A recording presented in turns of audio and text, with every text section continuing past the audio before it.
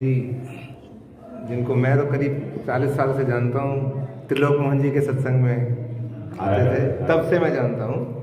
और बिनु हरि कृपा मिले नहीं संता, ये परम सौभाग्य है हमारे श्रीनगर का कि हमें ऐसे संत मिल रहे हैं। और महाराज जी खुद तैयार होने की महीने में एक बार आने को तैयार हूँ। ये बच्चों के लिए मैं बच्चों के लिए बच्चा चाहता है कि मैं महीने में एक बार आया करूँ। अच्छा, कौन नहीं चाहता कि मैं नहीं आऊँ? महाराज जी एक बात हो रहा है, ये राम जी की पाठशाला है। बिल्कुल बिल्कुल। और राम जी की पाठशाला में रात को बड़ों बच्चों की क्लास होती है। हम बड़े बच्चे की तो है सब, राम जी के तो सब बच्चे, सभी बच्चे। तो ये छोटे बच्चों की संडे को करते हैं क्लास, इस तरह हो गया है। तो हम सभी बच्चे हैं, सभी बच्चे। तो हमें महाराज जी के बहुत बहुत आभारी हैं। महाराज जी खुद स्वयं तैयार हो गए आने के लिए, हमें रिक्वेस्ट करनी पड़ती, वो खुद आए। और महान संत है, इतने वर्ष से तो मैं जानता हूँ, और इनका ज्ञान का क्या कहना हो तो ये दिल्ली है। में प्रवेश के 52 वर्ष हो गए। हाँ, करीब 40 में महाराज जी सत्संग, लोगों के सत्संग में आप आते हैं तब से सफेद वस्त्र पहनते थे, उसमें था तब से। बहुत अच्छा लगा। बहुत महाराज जी के बहुत बहुत आभारी हैं। बहुत बहुत धन्यवाद। जय राम जी का गुणगान करें थोड़ा सा। राम नाम। श्री लक्ष्मी नारायण मंदिर श्रीनगर में गीता जयंती समारोह मनाया जा रहा है। आचार्य श्री राम मिलन शुक्ल जी आज के समारोह की अध्यक्षता करेंगे, जो मुख्य मेहमान होंगे। बच्चों को द्वारा प्रदर्शित जो श्लोक है, गीता के श्लोक और रामायण के दोहे और सोलटे और चौपाइयाँ का निरीक्षण भी करेंगे। जो श्री रामायण सत्संग सभा के बाल संस्कार केंद्र के बच्चे हैं, वे अपना प्रदर्शन दिखाएंगे। और उसके बाद श्री आचार्य जी श्री राम मिलन शुक्ल जी बच्चों को प्रोत्साहन करेंगे।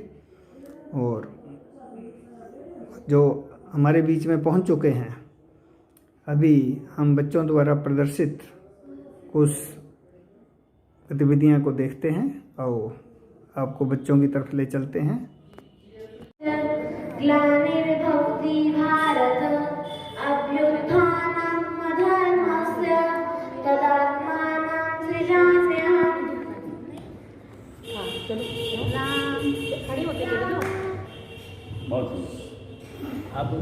परित्राणाय साधूनां विनाशाय च दुष्कृतां संस्थापनार्थाय संभवामि युगे युगे।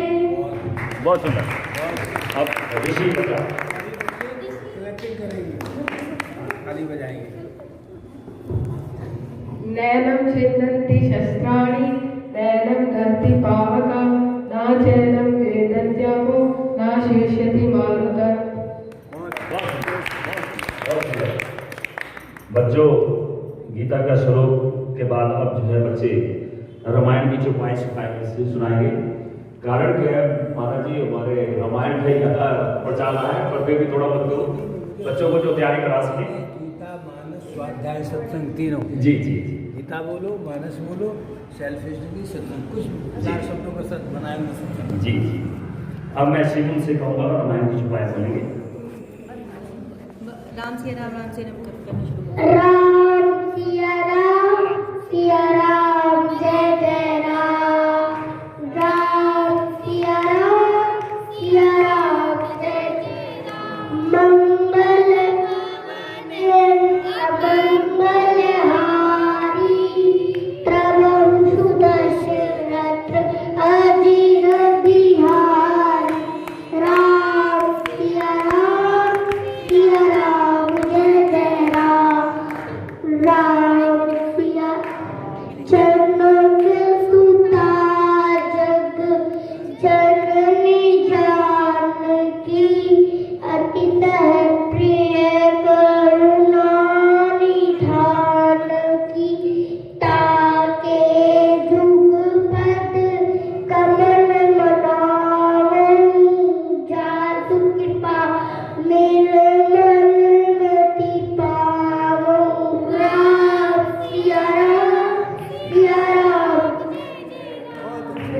बहुत सुंदर। बंदो गुरु पद पद सुरुचि सुबास सरस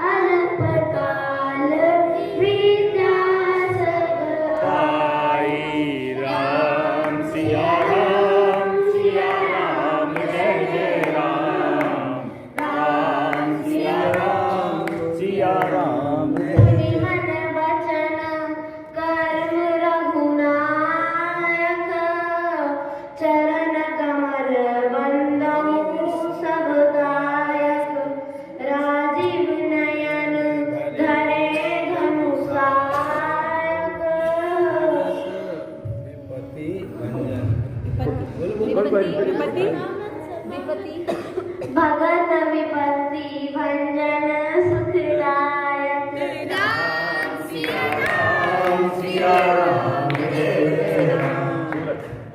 दीन दयाल बिरदु संवारी हरहु नाथ मम संकट बारी राम सिया राम जय जय राम। अब ये सोट है।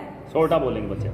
कुंद इंदु सम देह उमा रमन करुणायन जाहि दीन परने करु कृपा मदन मयन राम सिया राम जय जय राम। बेटा प्रणव पवन कुमार खलवन पावक ज्ञान धन जासु हृदय आगार बसहि राम सर चाप धन राम सिया राम सिया जय राम।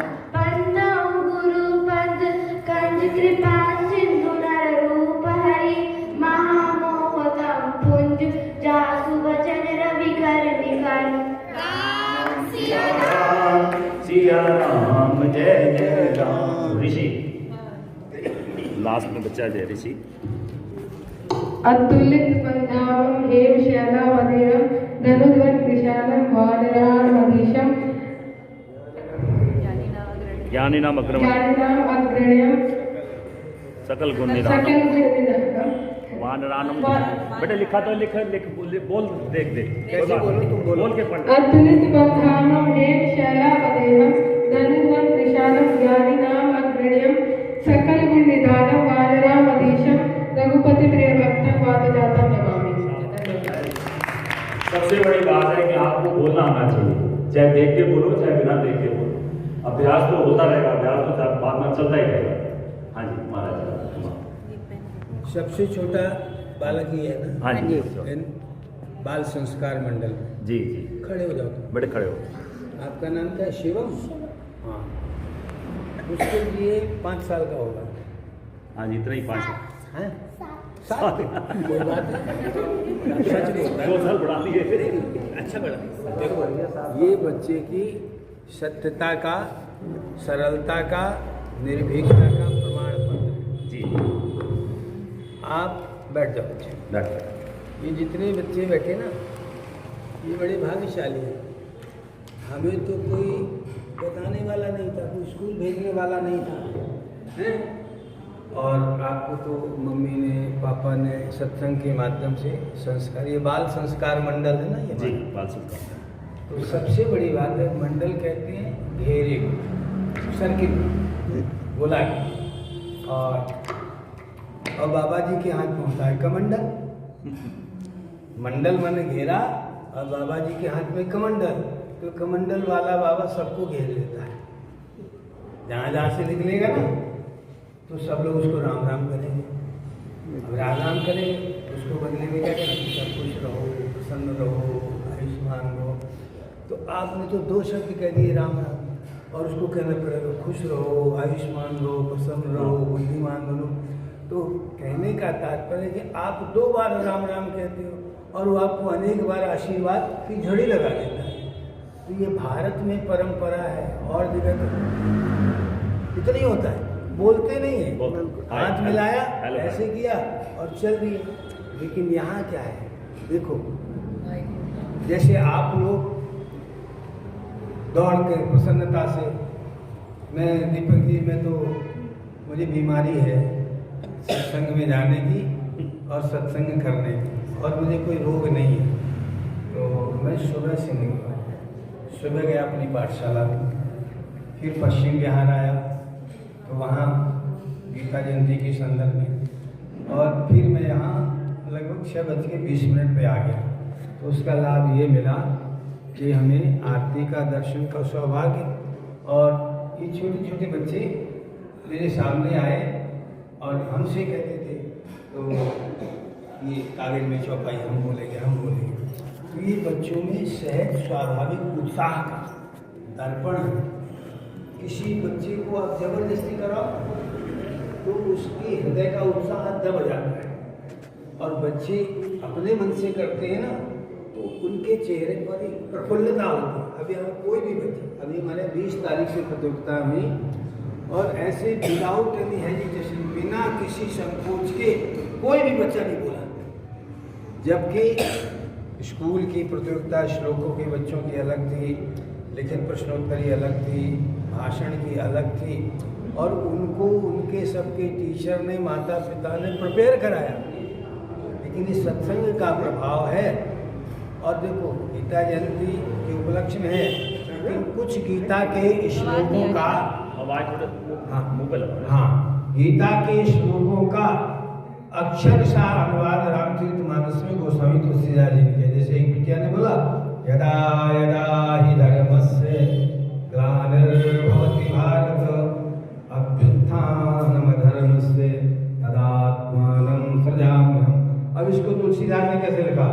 जब जब होए धर्म की हानि अबाढ़नी असुर अधम अभिमानी, तब तब प्रभु धर मनुज शरीरा, हरहि कृपाहि सज्जन पीरा। ये परित्राणाय साधूनां विनाशाय दुष्टान का रामचरितमानस में अवधी भाषा में अनुवाद। देखो इसमें बच्चों ने श्लोक भी बोला, चौपाई भी बोली, दोहा भी बोला, छप्पन भी बोला।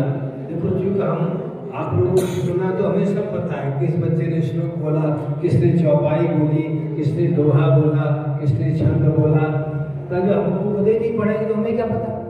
तो मैं छोटा था ऐसे ही तो घर से भाग जाता था। जैसे आजकल बच्चे मोबाइल देखने के लिए मम्मी पापा से चुप के कमरे में घुस जाते हैं और हम भाग जाते थे।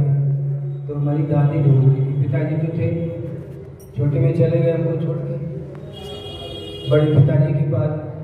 माँ भी नहीं रहती थी पास, अलग थी अपने माँ के पास।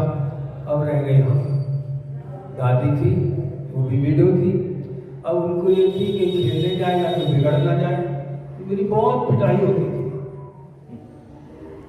और जब वो माँ नहीं मारती बच्चे को ना तो दूसरों को बुला के पिटवाती थी मुझे। हम क्या करते भाई, पिट लेते थे। जब हम पढ़ते पढ़ते 8वीं कक्षा में, 4थी कक्षा में चौपाई लगी थी, आगे चले बहुत रगड़ाया, ऋषि पर्वत नहीं हराया, तो हम ये सब 4थी कक्षा में पढ़े थे। और ये 7 साल का, मैं 8 साल का था जब अष्टग्रही योग लगा था। 8 ग्रह एक साथ आ गए थे। तो उसमें 4थी की मुझे याद है, 4थी कक्षा में तो प्रत्येक ग्रह का सिंबॉलिक एक लड़का बनाया गया था। तुम्हारा नाम सूर्य है, तुम चंद्र हो, तुम मंगल हो, तुम बोलो, ऐसे नवग्रह बनाए।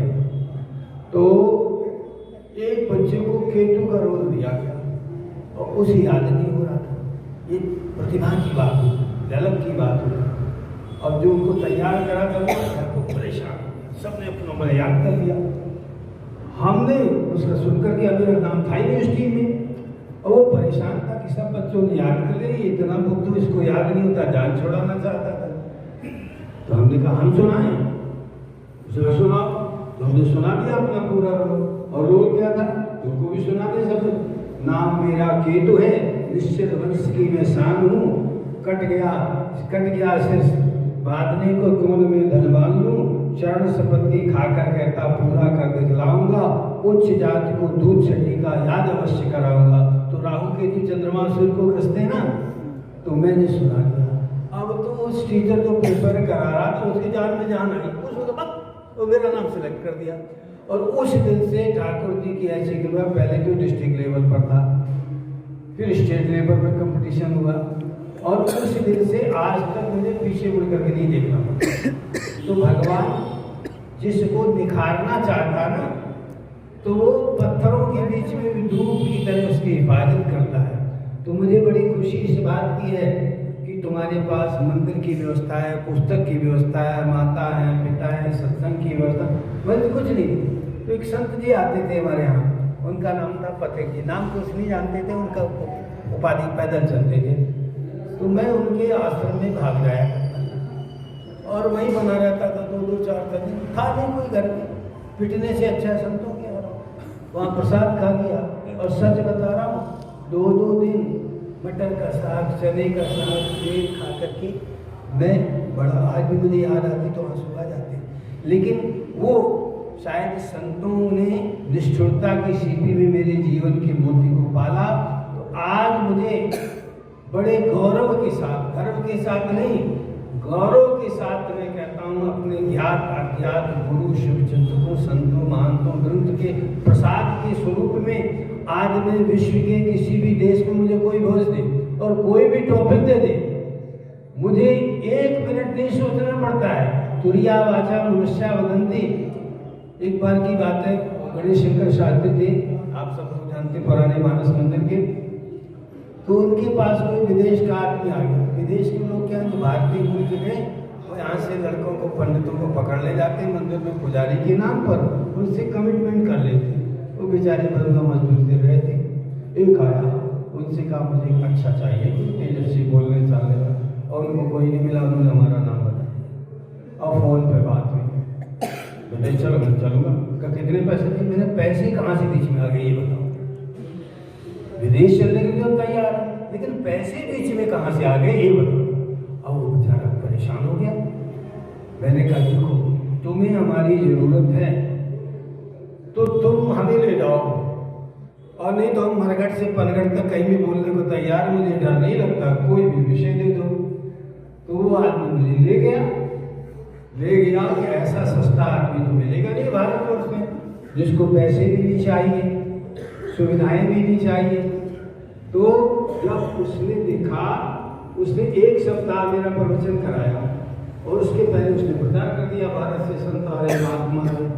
तो भारत से बाहर भारतीय लोग आज भी ब्राह्मण को, संत को कृष्ण के मित्र सखा सुदामा की तरह पूछते। मुझे याद आ जाते, आंसू आते कि एक घर में परिवार में मुझे मिल गया, तो स्त्री जल डाल रही थी, पुरुष हमारे चरण धो रहा था, और उस जल को लेकर के पहले जैसे केवट का बना तो चरणोदक लिया, सारे घर में छीटा।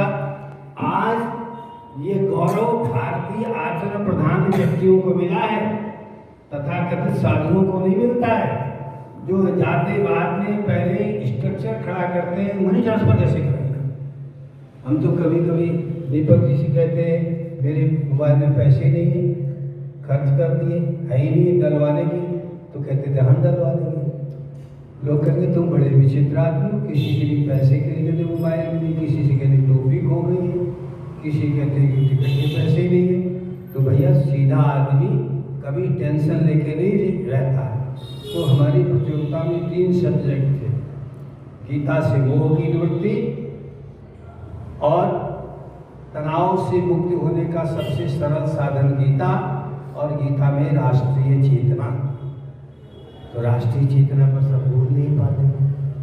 मैं आज यही बोल कर गया, आपने गीता के प्रथम श्लोक का प्रथम शब्द क्या है?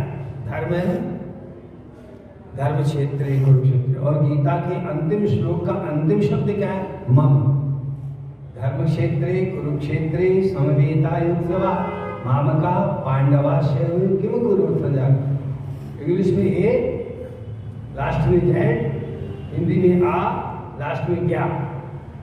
तो जो आज्ञा बन करके ठाकुर जी के सामने आएगा, ठाकुर जी उसको सर्वज्ञ बनाने की क्षमता प्रदान कर देते हैं। और जो सर्वज्ञ बन करके आएगा वो तो कहाँ फ्लॉप हो जाए कोई भरोसा नहीं। तो इसलिए आप ठाकुर जी के सामने, ये इतने छोटे छोटे बच्चे, मुझे इतना अच्छा लगा, मुझे तो अपना बचपन याद आ गया। और एक बात बताऊं, मैं छोटा था, मैं नटखट था थोड़ा, तो मैंने कुछ मार उसने मेरी दादी से शिकायत कर दी, और दादी ने मेरे कपड़े उतार के नंगा भगा दिया, और सारे बच्चे मेरे को दौड़ाने में दौड़ रहा। और फिर जिन्होंने शिकायत की थी करें भाई ले आओ, तो हमने तो कह दिया था, हम थोड़ी कहते तुम्हें कड़ा दंड दो। तो अगर मेरी दादी ने, मेरे शुभचिंतकों ने मेरे प्रति कठोर व्यवहार न किया होता जीवन में ना, तो आज जो हम हैं वो नहीं बनते। और एक बात याद रखना कि जब कोई बड़ा व्यक्ति तुमसे कोई काम करने के लिए कहता है तो कभी मत मना करना, जो कह रहा है उसकी पावर, उसका अनुभव, उसकी क्षमता, उसकी शक्ति तुम्हारे ऊपर प्रवेश कर रही है। जैसे कि ना वहां जाओ, तो वहां जाओ के तात्पर्य जो आपसे कह रहा है वहां जाओ, उसके पैरों की शक्ति, उसकी वाणी की शक्ति, उसका अनुभव आपके पीछे पीछे चल रहा है। लेकिन हम लोग भूल गए, ये psychological power delegation then and there होता है। लेकिन हम लोग सोचते अरे हम कैसे करेंगे, कैसे होगा?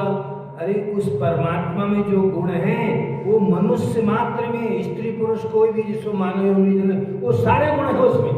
लेकिन तुम इन्फिनिटी कॉम्प्लेक्स, अरे हम तो पढ़े लिखे नहीं, हमारे पास पैसे नहीं, हमें कोई जानता नहीं, हमारी कोई सिफारिश करने वाला नहीं, हम कैसे जाएंगे? ऊपर वाला हमारे जीवन का अनुभव है कि जिसको संसार दुत्कारता है भगवान उसको पुचकारता है, गोदी में लेता है। और जिसके जीवन में अनुभव नहीं होगा वो नहीं बोल सकता, वो डरेगा हमसे कोई पढ़ा लिखा आ जाएगा, हमसे कोई पैसे वाला आ जाएगा। एक बार गीता जयंती के कार्यक्रम की तैयारी हो रही थी, तो दीपक जी कई बार जाते हैं, तो हमारे वहाँ कमेटी वाले सुनते सबकी या करते मन की, कई अनुभव हो गए। अब वहाँ बैठे थे तो कहने लगे पैसे कलेक्शन करना। अब कोई ना तो मुंह खोले तो पर्स खोले, पंजाबी कहते हैं जो बोले बुआ बोले। अब हम बैठे थे तो हम कोई कमाते धमाते हैं नहीं, हमें कोई दे देता है तो ठीक, तो हमने अपने ऐसे ये हमारा कैश बॉक्स और ये माला है।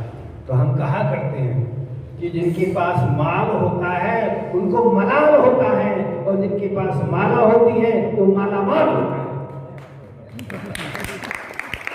जिनके पास माला होती है तो माला माल होता है, और माल का फल पकड़ हो जाए, रेट में पड़ जाए, छापा में पड़ जाए, बोले हाँ क्या करोगे भाई, यहाँ तो माला वाले बाबा जी पकड़ लो, माला ले जाओ और क्या करोगे? और किसी भी क्या दो 4 रुपए किराए भर के मिल जाएंगे, तुम्हारा काम चलता तो ले जाओ, हमारा क्या करता। तो सबसे बड़ी बात है गीता बालकों को निर्भीक होना सिखाती है और ईमानदार होना सिखाती है। ईमानदार व्यक्ति निर्भीक होता है। कबीरदास जी का नाम सुना किनके बच्चों ने? कबीरदास। हाँ, तो कबीरदास ने एक दोहा लिखा है कि सांच बराबर तप नहीं, झूठ बराबर पाप, और जाके हृदय सांच है, ताके हृदय आप। जो सत्य बोलता है उसकी वाणी में परमात्मा ही बोलता है, परमात्मा ही बोलता है। इसलिए हमेशा, और देखो सत्य बोलने के लिए कुछ जरूरत नहीं तैयारी करने की। झूठ बोलने की बात तो कोई जान जाएगा तो ये कह देंगे। झूठा बोलने वाला व्यक्ति विकल्प तैयार रखता है, और सत्य बोलने वाले व्यक्ति को विकल्प की जरूरत नहीं। मानस में 3 प्रकार के संकल्प हैं, संकल्प, सत्य संकल्प और शिव संकल्प। तो शिव संकल्प तो शिव ही करते हैं, और सत्य संकल्प राम सत्य संकल्प प्रभु सभा काल, और हम लोग विकल्प पहले बनाए रखते हैं। शंकराचार्य जी आएंगे, लास्ट मोमेंट में मना कर दिया दीपक जी को, मैंने कहा मैं आ गया। अब उन शंकराचार्य जी जब सामने पड़ जाते हैं तो कहते इसने तो मेरा मार्केट खराब कर दिया, मैं पहुंच गया।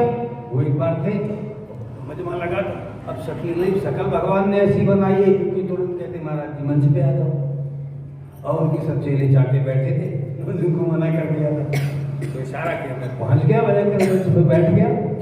अब जिसने बुलाया था वो कहते हमने तो इनको दर्शकों के रूप में बुलाया था, इनको मंच को बुला दिया मंच वालों ने। तो भैया भगवान यही करता है। वो आपने सुनी कहानी कि भगवान क्या करता है, कहाँ रहता है? तो एक छोटे से बच्चे को, मुगलों की कथा है, बीरबल से पूछा, किसी से पूछा, तो बड़े उदास हो गए। और उनके घर में एक छोटी सी बिटिया थी या बच्चा था, कहा बोले आप उदास क्यों हो? कैसी सी बात, अरे क्यों परेशान, खाओ पियो मत करो, कल हम जवाब दे देंगे चल के उनके प्रश्नों का। बच्चे तो बच्चे होते। तो गए तो आया का जवाब, ये हमारा बच्चा था, तुम दे नहीं पा रहे उतने पढ़े लिखे हो। बीरबल का नाम था, बुद्धिमान था उनके पास। और बुद्धिबलम सबलम शक्तिबलम दिग्बलम एक ही नंबर बंधन सर्वे सत्तारिपातना। और गीता में भगवान ने योग बुद्धि परतस्तुषा, उसी को गीता में कहा, मानस में कहा, गो गोचर जहाँ लगा मन जाई और सो सब माया जानियो भाई। गो गोचर जहाँ लगा मन जाई सो सब माया जानियो भाई। गीता का श्लोक चौपाई बता रहे, यादृशां सर्वभूतानां तस्यां जागर्ति संयमी यस्यां जागर्ति भूतानि सारसा पश्यतो मुनि। जेहि जग जामिनी जागहि जोगी परमार्थी प्रपंच योगी। तो रामचरितमानस गीता के बारे में कहा है महात्म्य। और एक बात बता दूं, गीता पढ़ने के लिए हमें किस तरह से प्रिपेयर होना चाहिए। गीताध्ययनशीलस्य प्राणायाम परस्य च नैव सन्ति हि पापानि पूर्वजन्म कृतानि च। आज विश्व में भारत के माध्यम से 12 दर्शन, जिसको आप फिलॉसफी बोलते हैं ना, उसको हम लोग दर्शन बोलते हैं। तो 6 आस्तिक दर्शन हैं और 6 नास्तिक हैं। आस्तिक का तात्पर्य जो ईश्वर को मानते हैं। अब चाहे निर्गुण को माने चाहे सगुण को माने, ईश्वर तो ईश्वर है। सगुण उपासक मोक्ष में नहीं, जिनको राम भगत नहीं दें। और जितने संत महात्मा निर्गुण की उपासना करते हैं, तो निर्गुण सगुण में कोई मौलिक भेद नहीं। और मैं तो व्याकरण का छात्र, तो निराकार की अर्थ लोग ये करते हैं जिसका कोई आकार नहीं। और मैं बहुत सरल समझा देता हूँ माताओं को, बहनों को, बच्चों को। आटा होता ना, आटा किससे बनता है? गेहूं का, चने का, मक्के का, बाजरा का। जब गेहूं, चना, मक्का, बाजरा हो गई तो आटा कैसे बनेगा? तो आटा है तो उससे आप पूड़ी बना लो, कचौड़ी बना लो, गुलगुला बना लो, हलवा बना लो। जब आटे नहीं हुआ तो क्या बना लो? तो ईश्वर आटे की तरह है, उसे अपनी भावना के आधार पर जिस डाई में डाल दो वैसा ढल जाएगा। इसलिए निर्गता सर्वे आकारा यस्मात् स निराकारा इत्युक्ते। जैसे आटे से आप कोई भी आकार बना सकते। आटा है निराकार और जिससे बना उसका आकार है। तो परमात्मा भक्तों की भावना की चक्की में पिस करके वो जैसा चाहता वैसा खड़ा हो जाता। प्रहलाद के पहले नरसिंह का कोई मतलब ही नहीं था, लेकिन हिरण्यकश्यप ने कह दिया यहाँ है, तो हिरण्यकश्यप ने कहा यहाँ है, तो प्रहलाद ने कहा कहाँ नहीं है ये आप मुझे बताओ। तो प्रहलाद के आत्मविश्वास को देखकर उसने कहा खंबे में है, कहा है। जब प्रहलाद ने कहा है तो हिरण्यकश्यप का क्षत्रियत्व, नृपत्व, शासकत्व जागा। अगर है तो इसमें से निकल करके दिखाएगा, नहीं है तो भक्त झूठ बोल रहा है। और जैसे उसने खड्ग का प्रहार किया भगवान को, आप बताओ हिरण्यकश्यप का आयु कितना टॉप लेवल का रहा होगा। उसने जितने बैरियर्स लगाए थे, दिन में नहीं, रात में नहीं, सुबह नहीं, शाम नहीं, 12 महीने में नहीं, है अस्त्र से नहीं, शस्त्र से नहीं, इतना बड़ा बुद्धिमान, अपनी आत्मरक्षा की शर्तें रखने वाला भगवान के सामने हिरण्यकश्यप का पहले नहीं हुआ। आई को इतना बड़ा किसी का था ही नहीं। और भगवान ने उसी सारी शर्तों को लांघते हुए ऐसा स्वरूप बनाया। इसलिए माताओं, बहनों, बेटी ध्यान रखना, कभी देहरी पर मत बैठना। उसने कहा था घर में नहीं, बाहर नहीं, तो देहरी पर नरसिंह भगवान का वास। अब तो देहरी खत्म हो गई, है ही नहीं मकानों में, देहरी सपाट कर दिया। और पहले कोई बहू देहरी पे बैठती, किसी सास की छाती पे बैठी।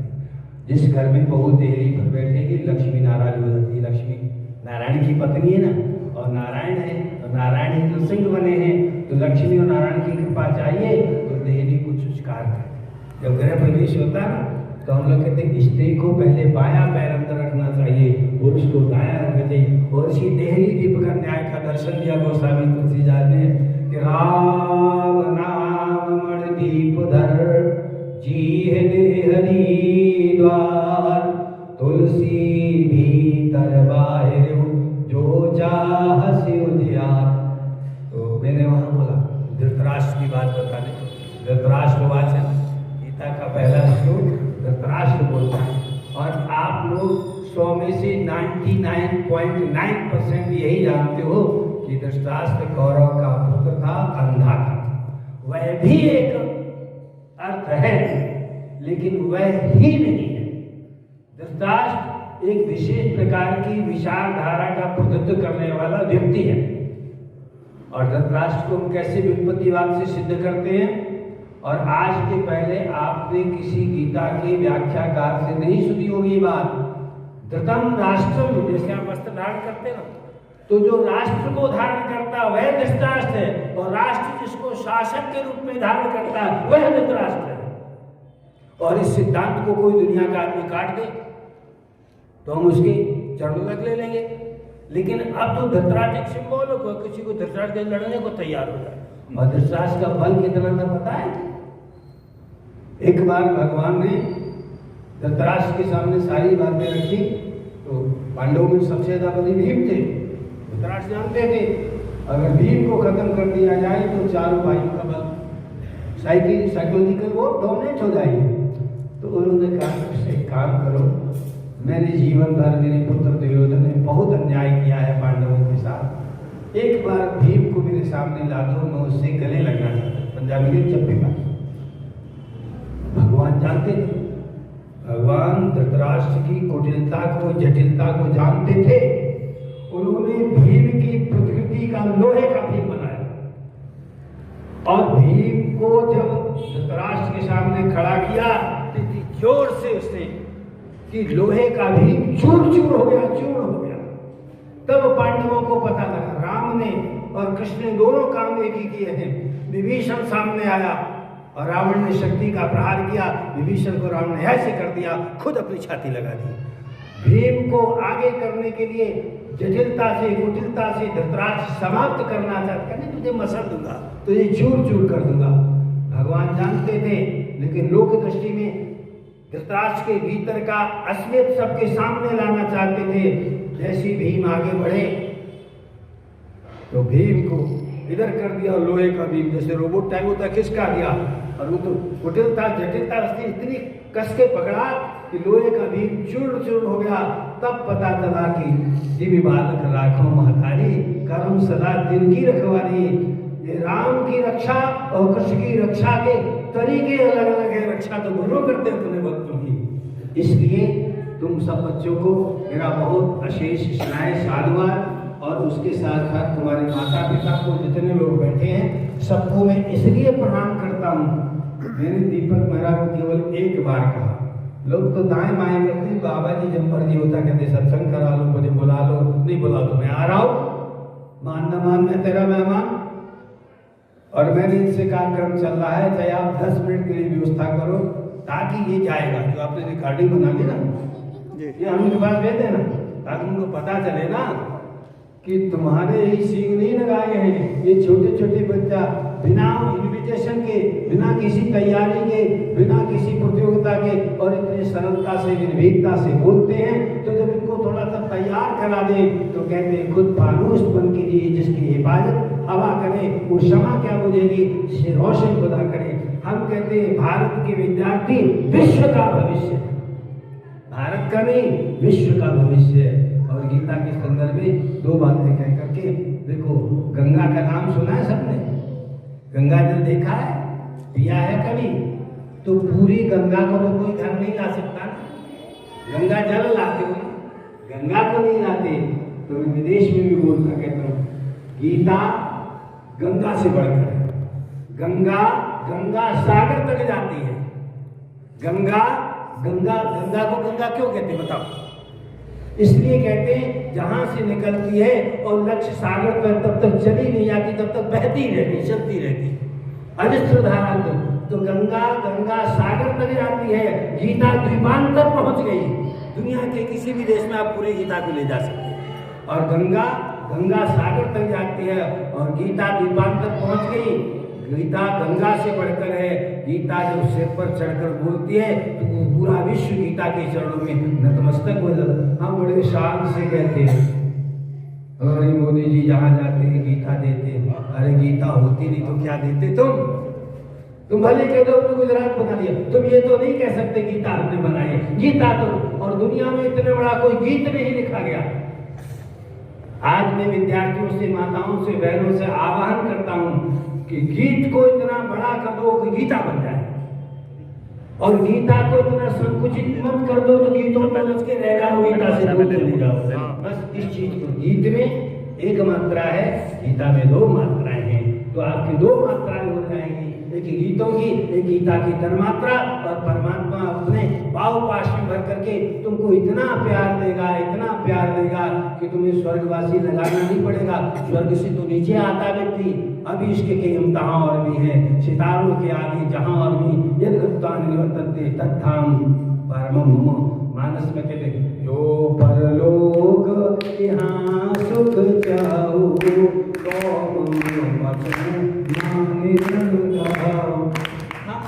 राम को मानते हैं, राम की नहीं मानते, माता पिता को मानते हैं, माता पिता की नहीं मानते। और मैं कहता हूँ मंदिर में कभी मत जाना। एक बेटी ने बोला था प्रातः काल उठ के रखना था, माता पिता के चरणों में सिर रख दोगे, भगवान तुम्हारा प्रणाम स्वीकार कर लेगा। और मंदिर की चौखट रगड़ डालना, माता पिता को प्रणाम नहीं करो तो भगवान कभी प्रसन्न नहीं होगा। अधिक ने कह करके हमारे दीपक जी और भी बोलेंगे, और हमारी इच्छा है कि आप चाहे महीने में 10 मिनट का कार्यक्रम रखो, मैं जरूर आऊँगा। और बच्चों के लिए आऊँगा, बड़े तो लेकिन मैंने इतनी गीता सुनी, इतनी भागवत सुन डाली, इतनी रामायण की पारायण कर लिए। रामायण का पारायण करो, बहुत अच्छी बात।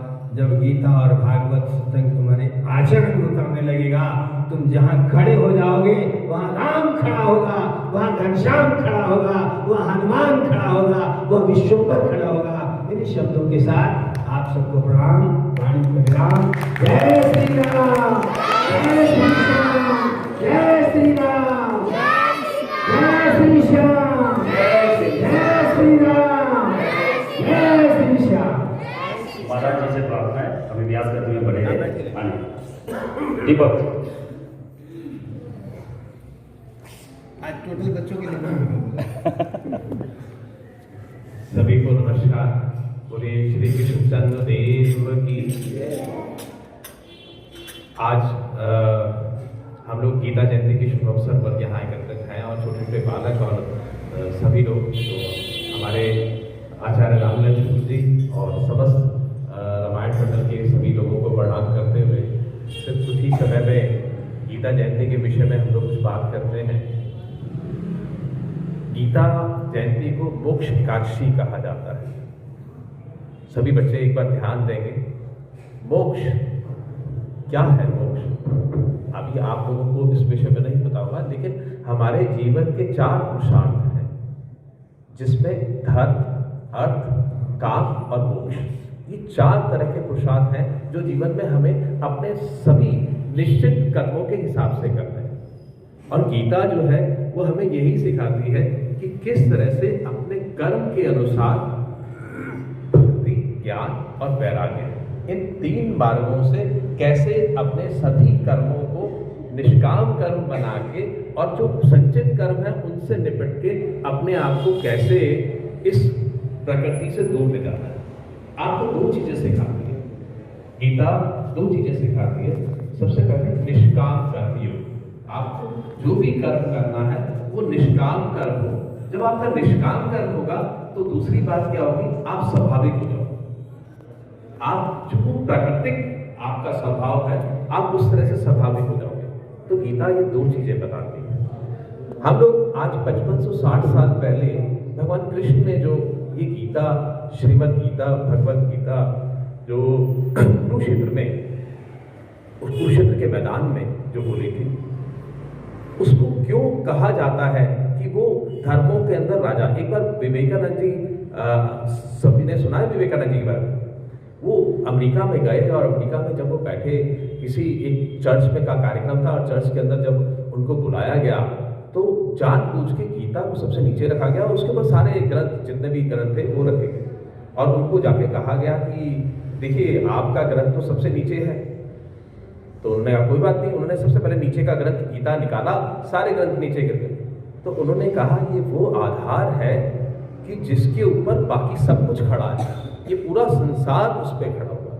हमारे धर्मशास्त्रों के अंदर 3 तरह के ज्ञान कि जो हमारे शास्त्र आते हैं, पहले वेद आता है, दूसरे नंबर पर हमारे धर्म सूत्र आता है और तीसरे नंबर पे गीता। तो हमारे जो गीता, श्रीमद् भागवत गीता है, वो क्या सिखा रही है? तो सबसे पहले जो अभी महाराज श्री ने अभी बताया कि धर्म क्षेत्र कुरुक्षेत्र, कहाँ से शुरू हुआ? कि धृतराष्ट्र ने सबसे पहला श्लोक, देखिए अब जब हमारे जो शुरुआत करी इन्होंने, तो सबसे पहले धृतराष्ट्र से ही क्यों धर्म की बात कही? क्योंकि धर्म जो है वो जीवन में सबसे जरूरी है, और धर्म का अर्थ कर्तव्य कर्म। हर व्यक्ति का एक कर्तव्य होता है, और वो निश्चित कर्तव्य कर्म जब करता है तो वो धर्म। हम लोग बाकी सभी को संप्रदाय कह सकते हैं, लेकिन सनातन को धर्म इसलिए कहते हैं कि वो संपूर्ण हमारे जो कर्तव्य हैं उनको हमारे को आगे चलाने के लिए जो वो पूरा सनातन पद्धति है वो कार्य करती है, इसलिए उसको संपूर्ण धर्म कहा जाता है। बाकी सब संप्रदाय है। और सबसे पहले धृतराष्ट्र से इसलिए कहा कि गीता का जो शुरुआत में ही कि गीता की जरूरत क्यों पड़ी, कि उन्होंने ये कहा कि धर्म क्षेत्रे कुरुक्षेत्रे संवेता युगं सभा, वाम का पांडवश। अब वाम का और पांडवश उन्होंने ये बात कह दी कि अपने आप में अपने आप को जब दो भागों में बांट लिया, मैं और पांडव, अगर वो दोनों एक ही बात कहते तो उनके पुत्र और पांडवों के पुत्र एक से रहते ना। जब उनके दृष्टिकोण में फर्क आया कि मैं और मेरा नहीं, यही जीवन का मेन सार है, मुख्य सार यही है। जब भी आप अपने आप को दो भागों में बांट लेते हैं तब ही गीता की जरूरत होती है।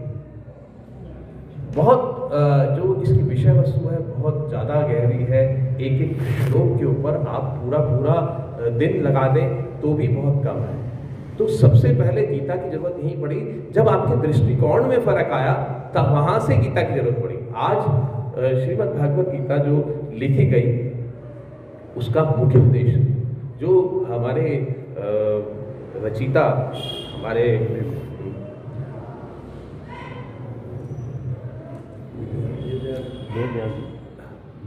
वेद व्यास जी ने करीब करीब अपनी उम्र के आखिरी पड़ाव में गीता और महाभारत की रचना करी। उससे पहले वो सारे शास्त्र लिख चुके थे, सारे वेदों को उन्होंने व्याख्या कर चुके थे।